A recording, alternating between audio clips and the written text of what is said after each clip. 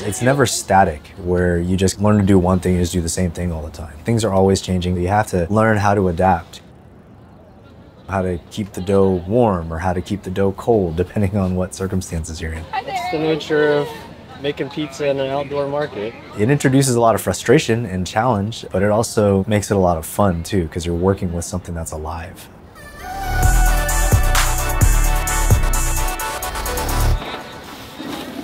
It all started with an impulse buy. I saw Gozney's promotional video and thought, hey, that's a really cool looking oven. And my wife grew up eating a lot of pizza and really loved pizza. So I wanted to learn how to make pizza for her. I ended up just buying it to see what it was like. When it arrived, Nat was pretty upset with me for spending $500 without asking her. To make it up to her, I hosted a pizza party to celebrate. We had some friends over. We made some bulgogi pizza, I think was the first one that we ever tried with Asian toppings, because we had some Korean friends who had brought some food over, and it turned out to be really good. Our friends encouraged us to try selling them at the farmer's market just to test it out and see if people would like it. That's how we got into farmer's markets.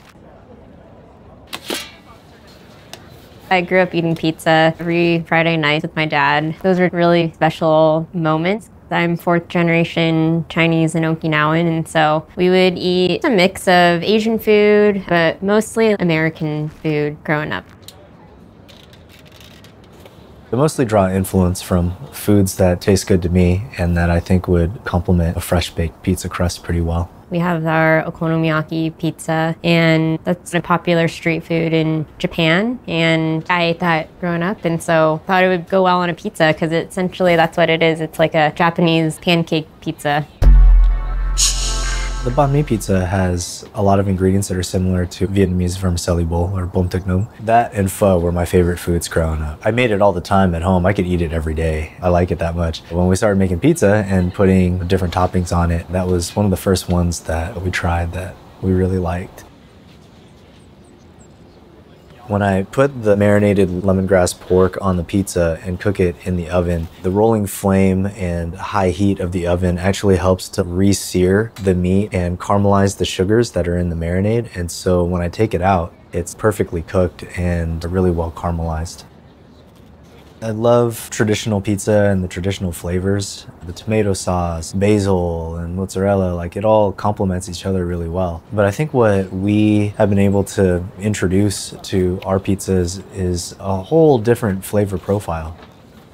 We have a good niche in terms of our concept, Asian-inspired food going onto a pizza. All those flavors blend really well together. I feel like I've never seen anything like our Asian-inspired pizzas, at least in Portland. The ones that I have seen, a lot of times it's more kind of your standard pizza crust that you would find at like a Costco or something like that. So having artisan-style pizza crust with Asian toppings and ingredients, I think has been pretty unique.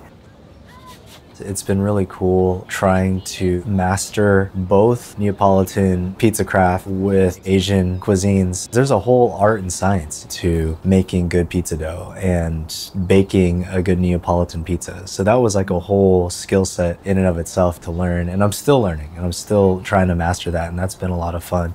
The conditions are constantly changing. The temperatures, the humidity, our location, and how much direct sunlight we get. Like I feel like I learn something new like every day.